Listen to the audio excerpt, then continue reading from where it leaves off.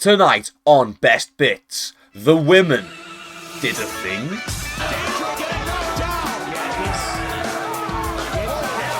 Stephen Aspund is the new sheriff in town.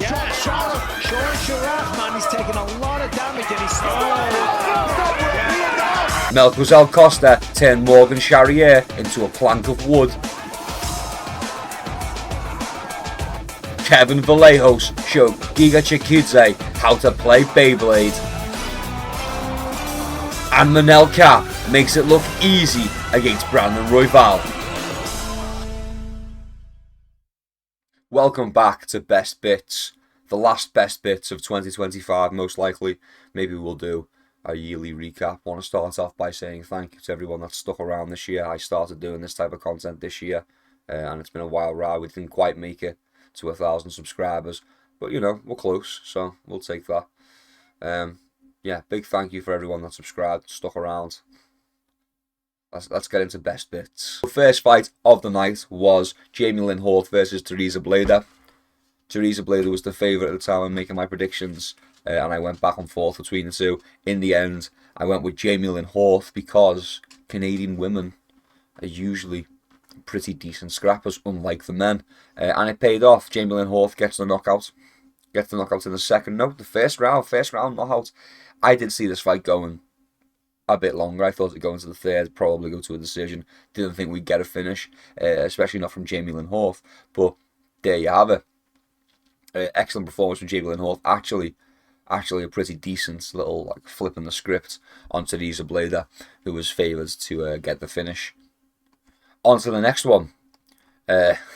Alan Fry versus Guilherme Pat. We went with Alan Fry, bit of a silly pick, but you know, after such an amazing pick as Jamie Lynn Horth is the underdog, you know, we have to kind of balance that out.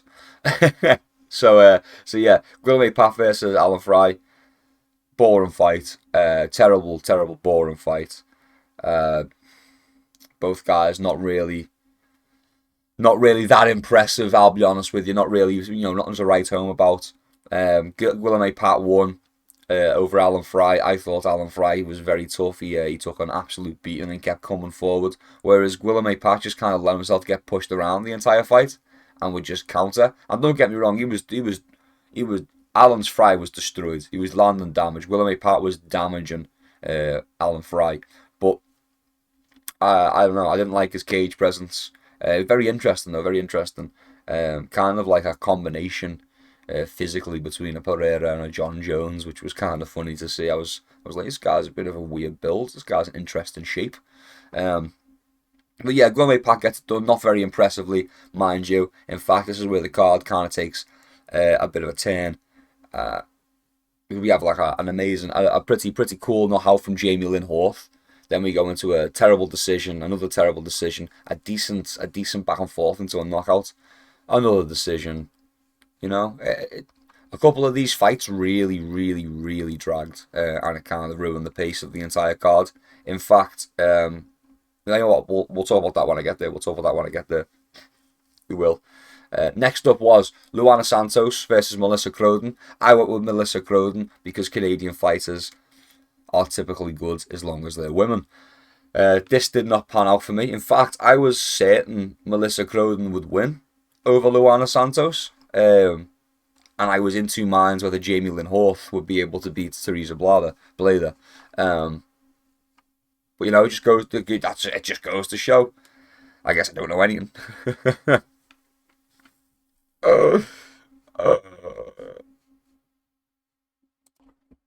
All in all, though, a pretty boring, a pretty dull fight between Luana Santos and Melissa Croden. Not really much to talk about, to be honest. Pretty boring, pretty slow. Just like the Guilherme Pat versus Alan Fry. You know, Alan Fry hung in there and took a beating, but Guilherme Pat's not a very good output. And then definitely not good output from Fry.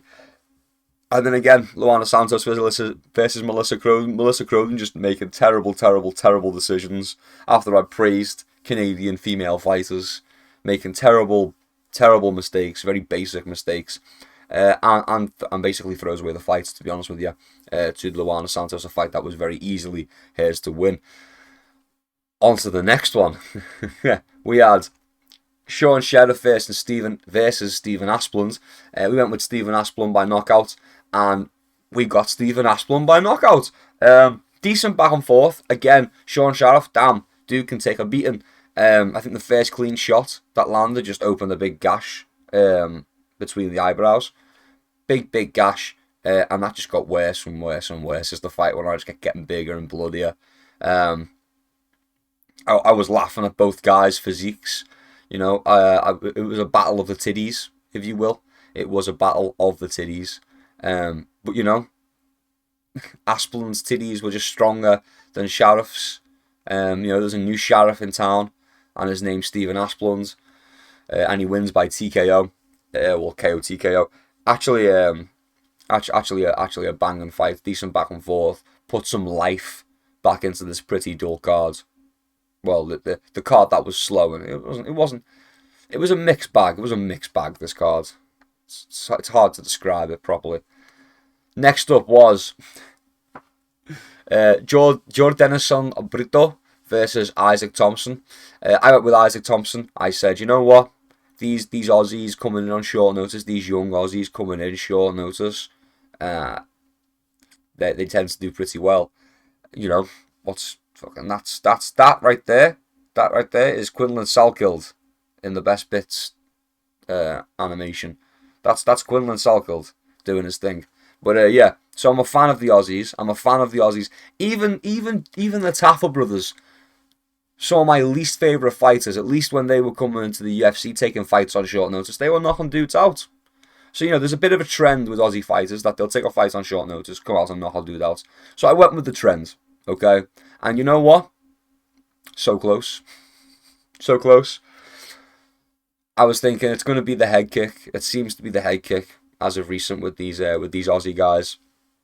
And I think he threw it like 4 times the whole fight. And he was trying to set it up, but Brito just wouldn't bite. It wouldn't drop the hands.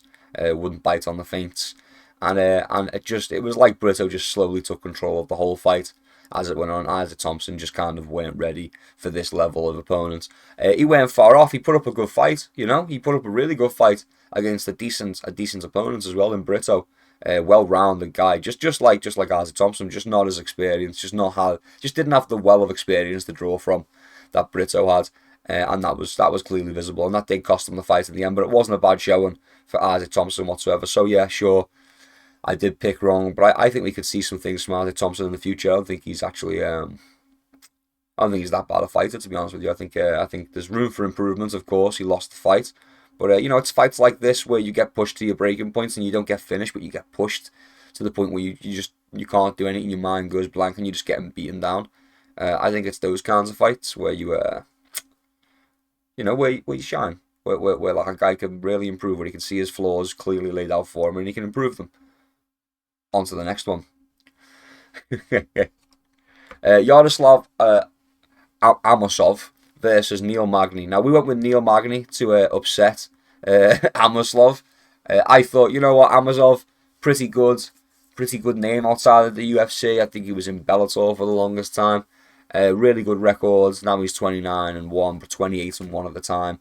The UFC managed to scoop him up after his first and only loss, and get him into promotion. Waited for that value to go down a little bit before they signed him. But I thought Neil Magny would get to him. I thought, you know, the big stage, the big bright UFC, the upper echelon of competition, the bright lights, the most viewed promotion in the sport. You know, I thought the bright lights might get to Amosov, and Neil Magny would take advantage. And at first, it looked like that might happen because Neil Magny did decent for the first like 40 seconds. It looked like, okay, Neil Magny's getting some stuff done. Then he got taken down, and then he got held down, and then he tried to get up, and he almost got up before getting pulled back down again.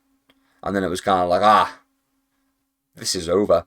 And about a minute later, it was over, and there was a anaconda choke submission for Amosov over Neil Magny. Neil Magny looked devastated, but you know, that's just how it be. Neil Magny's one of those guys. I did say, even though I went with him, I did say in the prediction he's kind of one of those guys that's just not too consistent, but manages to get decent wins over decent opponents.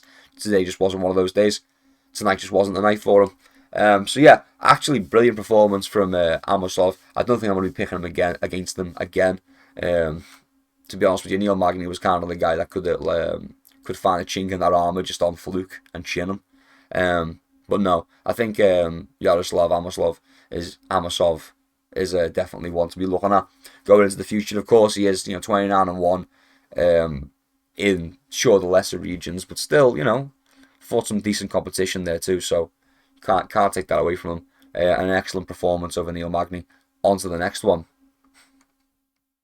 Bobby King Green, the King, versus Lance Gibson Jr.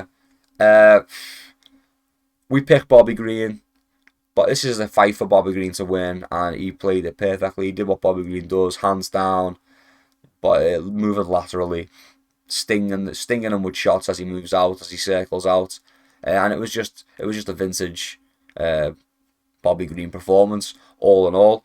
A little bit boring, I'm not gonna lie. I mean, same for the Yaroslav Amosov fight.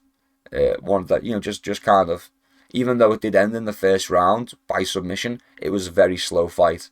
Very slow fight. Once it got to the ground, it did very much drag, and it's the same with the Bobby Green, the King Green versus Lance Gibson Jr. What can I say? I mean, I'm a big Bobby Green fan. I remember thinking he'd never be the same after Jalen Turner fucking ruined this, absolutely bopped him, and then proceeded with horrific ground and pound follow up while the ref watched on and tried to let Bobby Green be murdered. I think that was Jalen Turner. But yeah, I thought Bobby would never be the same after that. And I've noticed a difference in Bobby since that fight. To be fair, it did kind of take a little bit of something away from him being beaten unconscious like that. But yeah, I was confident in Bobby going into this fight. I was very confident in Bobby. This is the kind of fight for him to win. This was styles make fights. Bobby was always going to win this fight stylistically, regardless of whether he got chinned like a year or two ago by Jalen Turner. I don't even know how long ago that was. When did he get chinned by Jalen Turner? Let me just check for the sake of checking, I guess. Oh, there it is, Jalen Turner. That was in 23. Oof, that was nearly 3 years ago. It was nearly 3 years ago. And you know what? He hasn't fought that much since, actually. He beat Jim Miller, lost to Paddy, lost to Rufi, and then won this fight, to be fair. Let's not write him off. We like Bobby Green. We like Bobby Green. Maybe we've got a few more fights coming out of Unk in the future. Next up was Kennedy and Zachuku versus Marcus Buchecha. Absolutely boring fight. Snooze fest of a fight. Don't ask me what happened in the last minute of round 1 or the first 4 minutes of round 2, because I was very much asleep. And I've not gone back and watched it because I woke up and watched the end of round 2 and all of round 3, and it was fucking abysmal. It was actually abysmal. Buchecha, for being some pro grappler, how many mistakes can you make? How many times can you give up? How many times can you give up position just to remain on the ground, only to get bopped over and over again? I don't know. Fouls as well, point deduction, I do believe. If we looked into it, it was a terrible fight. It was a boring fight. It was a very winnable fight for Kennedy and Zachuku. I'm betting a bunch of people had him by knockout, to be honest with you. I can see why.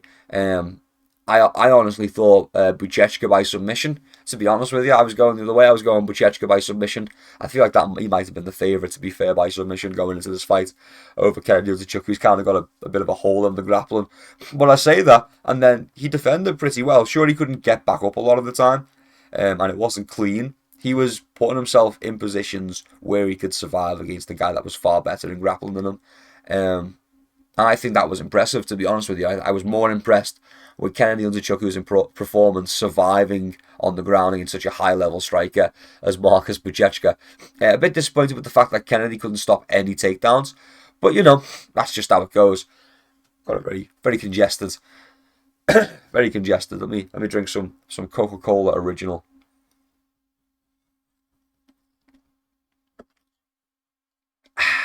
Delicious. So pretty slow fight. Pretty slow fight. Not the most entertaining, I'll be honest with you. Quite disappointed.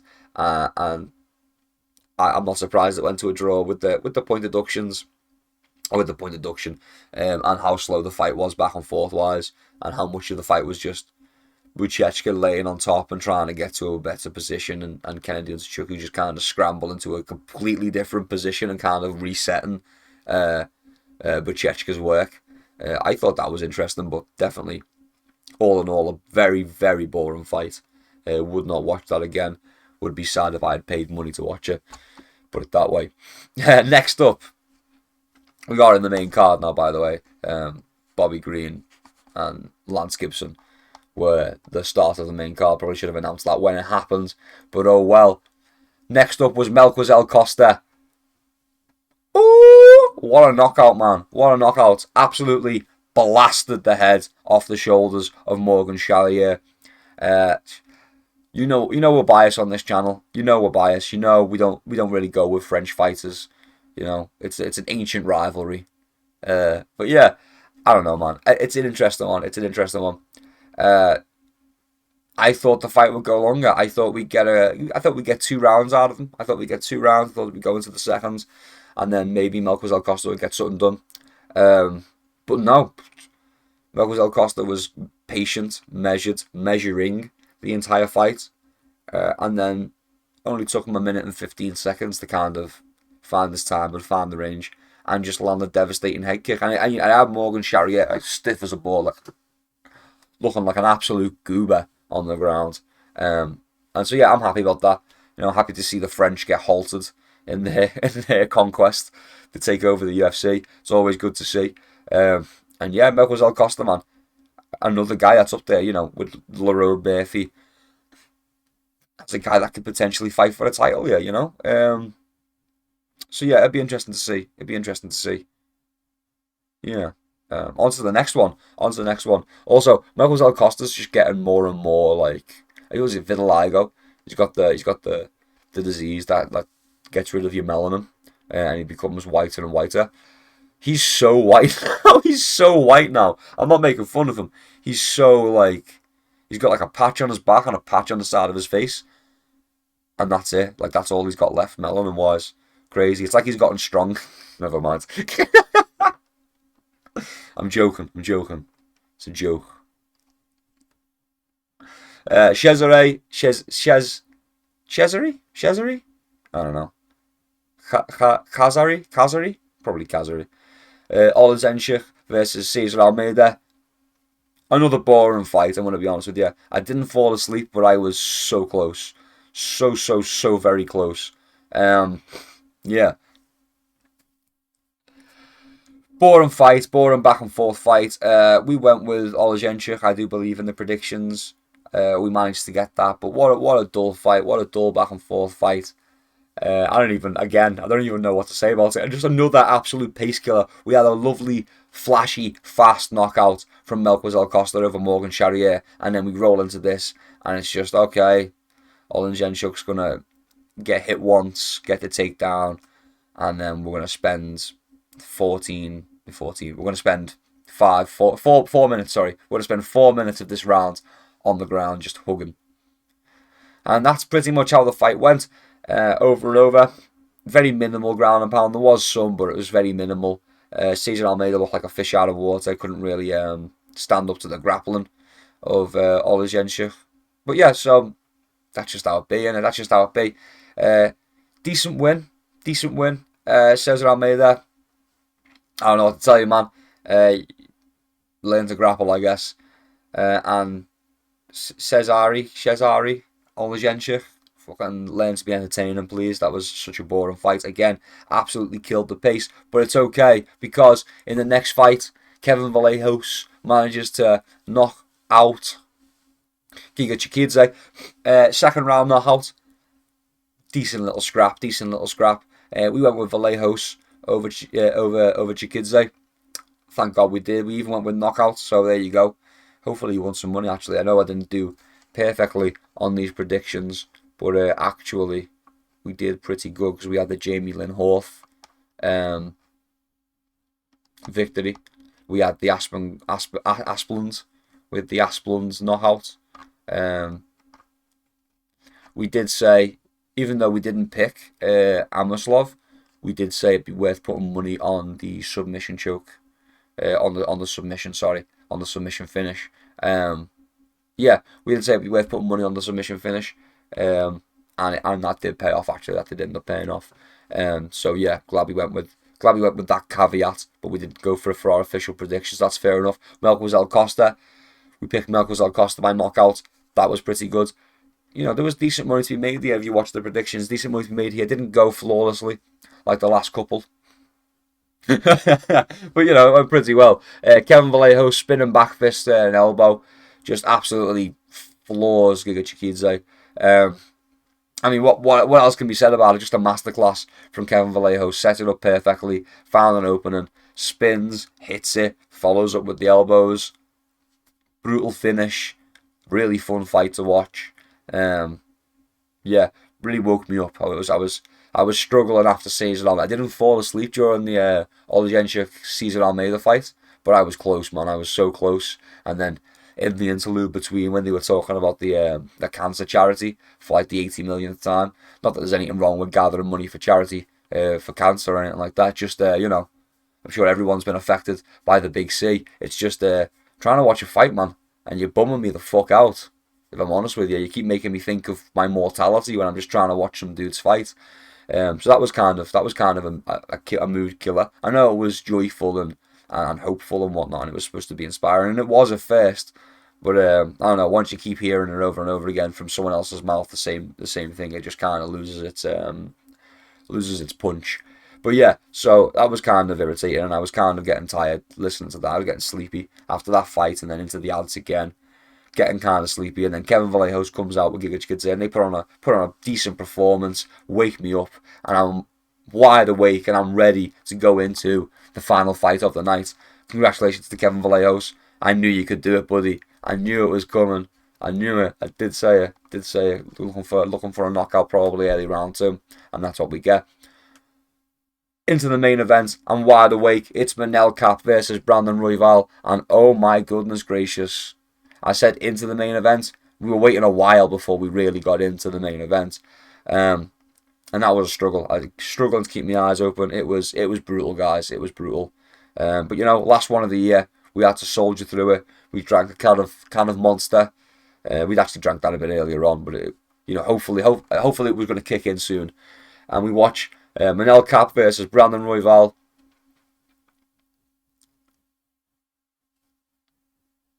I said Kape would do it. I said it's his fight to win, man. It's his fight to win. Yeah. Just absolutely floored Brandon Royval in an exchange. Hit him with a right hook. Knocked him to the ground. And then just absolutely walloped him while he was down there. Yeah, I don't know what else to say about it, to be honest with you. Manel Kape, such an interesting guy, will throw away fights and be absolutely fucking boring against another high-level striker. And then comes out against Brandon Royval, who isn't even a slouch, mind you. There's no slouch, mind you. And just lays him out flat. Just lays him out cold. Absolutely flattens him. Brutal ground and pounds. I don't know, man. It was entertaining. It was an entertaining finish to the card. But that was the problem, because I'd been asleep. So I'd already fallen asleep earlier on in the card during the I was dozing off during Kennedy Zachuku versus Marcus Buchecha, which was embarrassingly early for me. and then again through versus Cesar Almeida and Olejenchuk, Kezari Olejenchuk. I was falling asleep during that one. So I think between those two fights, I'd had a good 5 minutes sleep. I think somewhere I had a good 5 minutes sleep somewhere in between those two. So now I was wide awake. I'd just seen Manel Kape, my boy Manel Kape, absolutely fucking destroy Brandon Royval.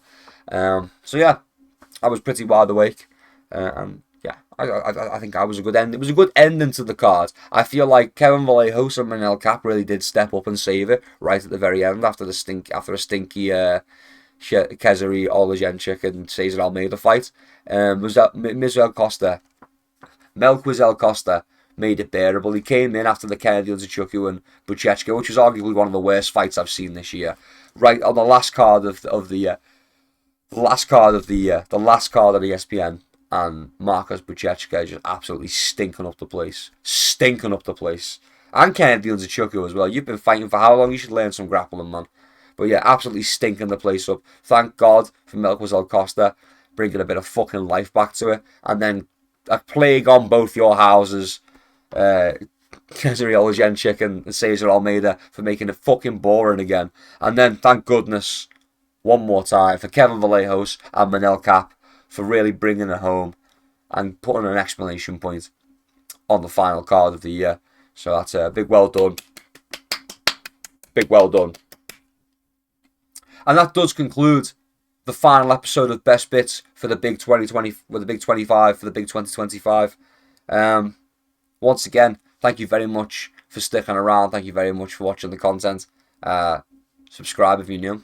If you enjoyed it, like for more content. I mean, I'm going to keep doing it into the new year. Got a bit of time off. Maybe I'll find some content to make in the meantime. Don't worry.